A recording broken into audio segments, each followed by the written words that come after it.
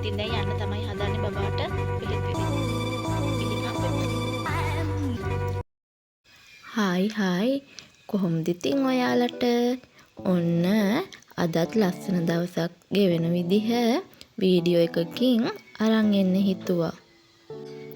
ඉතින් අද මං ඔයාලට පෙන්නන්නම්කෝ මගේ පුංචි ගෙදර තියෙන්නේ කොහෙද කියලා.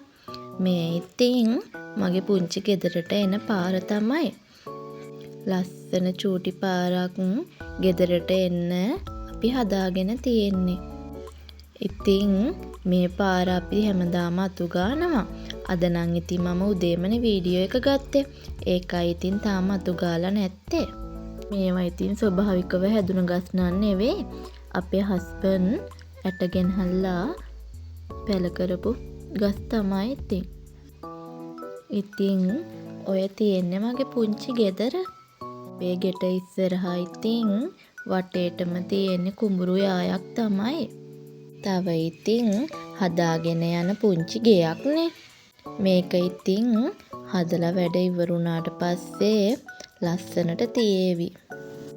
මේ ගෙදර ඉතින් තාම හදලා තියෙන්නේ යටටට්ටුවේ කාමර දෙකයි, කෑම කාමරේ, කුස්සියයි විතරයි ඉතින්.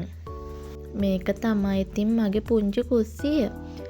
අද ඉතින් උදේම මම බත් එකත් උයාගෙන කූනිස්ස බැදුමකුත් හදාගෙන කඩල පරිප්පුත් මිරිසට හදලා තෙල් ටිකක් දාගත්තා. අද ඉතින් උදේට කන්න මම මේවා තමයි හදාගත්තේ. ලොකු දෙයක් හදන්න වෙලාවක් නෑ. අද බබාට මාස 4 වැක්සින් එක විදින්න යන්න තියෙන දවස. ඉතින් ඉක්මනින් ගෙදර වැඩ කරලා යන්න ඔන්න ලෑස්තිත් වුණා. අපි ඉතින් දැන් යන්න තමයි හදන්නේ බබාට බෙහෙත් විදින්න. ගිහින් හම්බෙමු.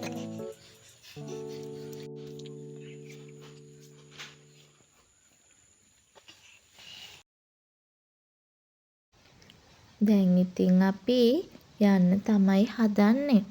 අනේ ඉතින් මෙයා දන්නවා නම් එයාට රිද්දන්න යන්නේ කියලා නේද? බලන්නකො දඟල ඉන්න සතුට. තව ටිකකින් ඉතින් ඔය තියෙන දාංගලේ අඩුවේ. පව් අනේ. සැහැල්ලු ඇඳුමකුත් අඳගත්තා. මොකද ඉතින් ගිය ගමන් බර කිරින්න මේ ඇඳුම් ටික ඔක්කොම ගලවන්න ඕනිනේ. ඒක නිසා ඉතින් සැහැල්ලු ඇඳුමක් අඳගෙන ගියාම ඇඳුම් ටික ගලවන්න ලේසි නිසා එයාට සැහැල්ලු ඇඳුමක් ඇඳුවා. අද අපේ ක්ලිනික් එක තියෙන තැන වෙනස් වුණා. ගම් වතුර නිසා වෙන්න ඇති.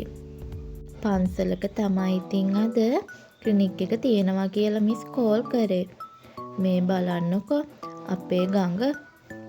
ඇත්තටම මේ ගඟ දකිද්දී හරිම දුකයි. මේකේ වතුර හරිම පිරිසිදුයි. මෙහෙම වෙලා තියෙන්නේ අපේ පැත්තේ ඉතින් පතල් පාරෙනවලු. මම ඉතින් ඔයාලට වෙලාවක පෙන්නන්නම්කෝ. දැකෝ පතල් එහෙම මෙහෙ හැම තැනම. ආරින් කතාව ඉතින් ක්ලිනික් එක තියෙන පන්සලට ආවා. හයියෙන්ම වහින්න ගත්තානේ. මම ඉතින් වැඩි වීඩියෝ කරගත්තේ නෑ. හස්බන්ඩ් ඉතින් බබාව වඩාගෙන ටිකක් වෙලා හිටියා. එයාට තේරෙනවා නම් ඉතින් දැන් එයාට රිද්දන්න හදන්නේ කියලා. දැන් ඉතින් අපි බෙහෙත් විදලා ඉවරයි. චුට්ට වෙලාවක් ඇඬුවා. දැන් නම් ඉතින් නැලවිලා තමයි අප්පච්චිගේ අතේ ඉන්නේ. අපි ඉතින් දැන් ගෙදර එන්න පිටත් වුණා. එන ගමන් ඉතින් චූටි බඩගින්නකුත් ආවා. අපේ ගෙවල් පැත්තේ ඉතින් බේකරියක් තියෙනවා. උණුම උණු රසට කෑම කන්න පුළුවන්. මාත් ඉතින් චූටි දෙයක් අරගෙන කෑවා. ඇත්තටම හරිම මහන්සි.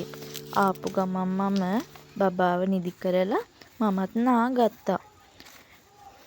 අනේ යාළුවනේ මේ කාලේ නම් මගේ කොණ්ඩේ හොඳටම යනවා. මම හිතන්නේ චූටි බබාට කිරි දෙන නිසා වෙන්න ඇති. දැන් ඉතින් ප්‍රෙග්නන්ට් කාලේ වගේ නෙවෙයි. විටමින් වර්ග ටික බොන්න අමතක වෙනවා.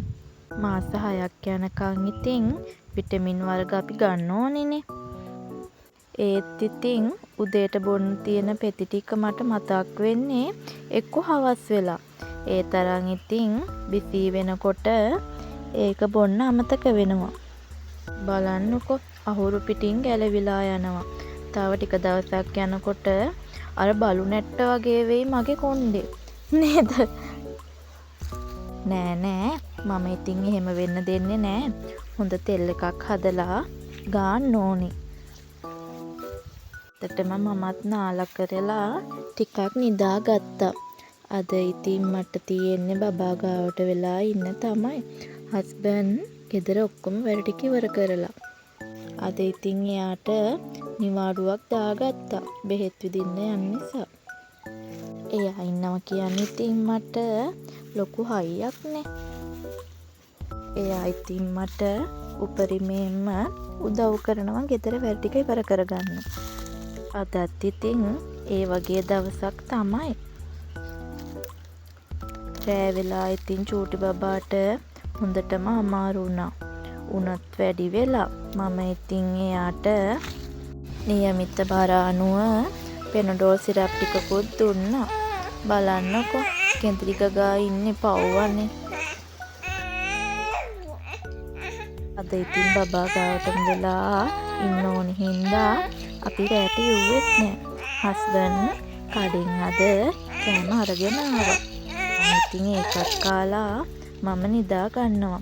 එහෙනම් ඔයාලට තෙරුවන් සරණයි.